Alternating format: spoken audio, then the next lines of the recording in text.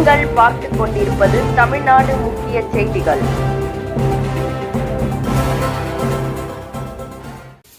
வணக்கம். அரசு தொழிற்பயிற்சி நிலையத்தில் கட்டிட அமைப்பு சாரா தொழிலாளர்களுக்கு 7 நாட்கள் பயிற்சி அளிக்கப்பட்டு நிறைவு விழாவில் கற்றுக் கொடுத்த ஆசிரியர்களுக்கு புத்தாடைகள் வழங்கியும் தாம்பூலத்தட்டில் பழங்களை வைத்து தொழிலாளர்கள் மரியாதை செலுத்தினார்கள்.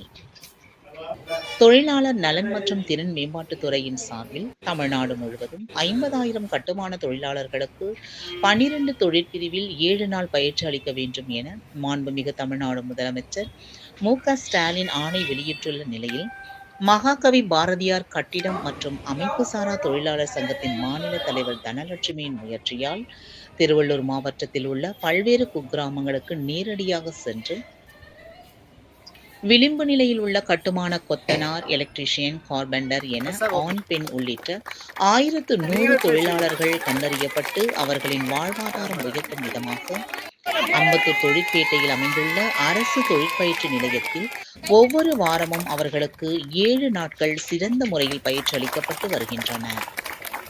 அதன் தொடர்ச்சியாக 10வது கட்டமாக 119 தொழிலாளர்களுக்கு தியரி மற்றும் பிராக்டிகல் செயல்முறைகளை பயிற்சியாக அளிக்கப்பட்டு வருகின்றன.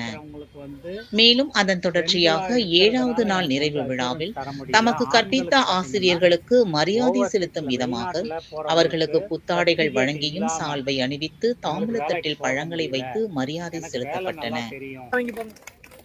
அதனைத் தொடர்ந்து தொழிற்பயிற்சி நிலைய பிரின்சிபல் டாக்டர் தனியரசு கட்டுமான தொழிலாளர்கள் கற்றுக்கொண்ட 7 நாள் பயிற்சியின் மூலமாக ஒவ்வொரு தொழிலாளர்களின் வாழ்வாதாரத்தை உயர்த்தும் விதமாக தமிழக அரசு எது மாதிரியான சலுகைகள், வேலை வாய்ப்புகள் அளிக்கப்பட்டு வருகிறது என்பதை குறித்து எடுத்துரைத்தனர்.